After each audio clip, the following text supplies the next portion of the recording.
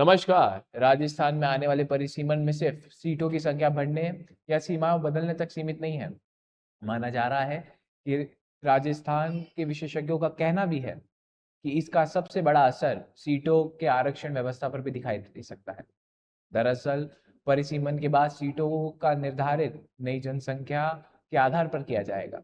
ऐसे में तय कोटे के अनुसार कई विधानसभा सीटें अनुसूचित जाति यानी एससी और अनुसूचित जनजाति यानी एसटी वर्ग के आरक्षण में जा सकती हैं। इसका मतलब यह है जो सीटें कभी सामान्य या जनरल कैटेगरी में थी, उनमें कुछ सीटें अब भविष्य में असुरक्षित भी हो सकती हैं। अगर ऐसा होता है तो इसका सीधा असर मौजूदा नेताओं पर पड़ेगा।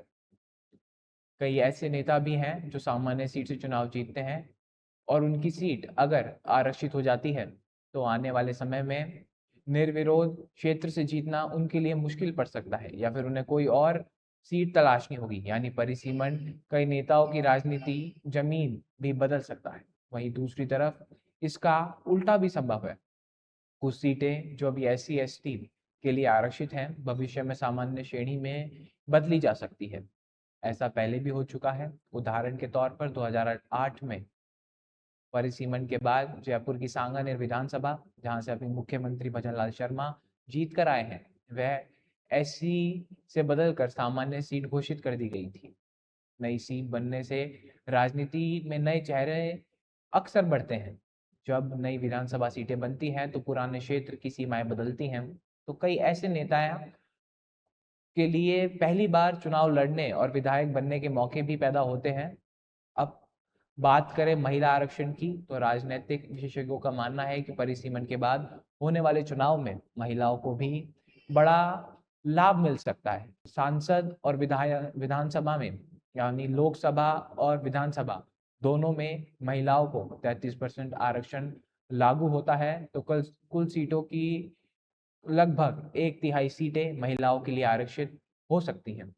इसका मतलब ये है कि लोकसभा और विधानसभा दोनों में महिलाओं की भागीदारी पहले की तुलना में काफी बढ़ सकती है। इससे राजनीति में महिलाओं का प्रतिनिधित्व और मजबूत होगा और निर्णय प्रक्रिया में उनकी जो भूमिका है वह भी बढ़ेगी।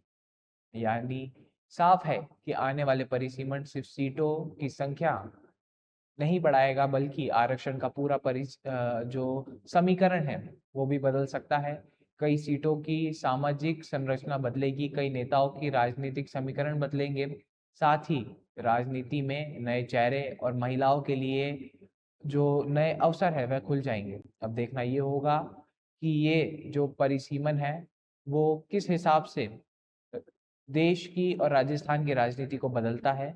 क्या ये अब जेन जी राजनीति को और मजबूत कर देगा? क्या युवा जो हैं राजनीति में आने को इच्छुक अब राजनीति में आकर कुछ बड़े फैसले लेंगे या फिर ये कहें कि अपनी राजनीति को और मजबूत कर लेंगे?